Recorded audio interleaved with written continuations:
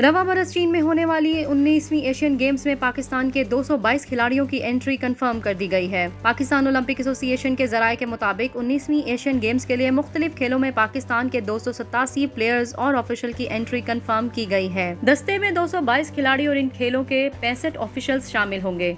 खिलाड़ियों में 161 मर्द खिलाड़ी और 62 खवातीन शामिल हैं। जराये का कहना है कि फंड्स की कमी की वजह से बेसबॉल और जिम्नास्टिक में पाकिस्तान शिरकत नहीं करेगा। पाकिस्तान स्पोर्ट्स बोर्ड ने दोनों खेलों को एशियन गेम्स के लिए खराजात देने से मना कर दिया था, जबकि फुटबॉल और एक्वेस्ट्रियन में बरवक्त एंट्री न भेजने की वजह से पाकिस्तान शरीक नहीं होगा। चेफ द मिशन समेत दस्ते के इंतजामी ऑफिशियल्स की फहरिस्त बाद में फाइनल की जाएगी।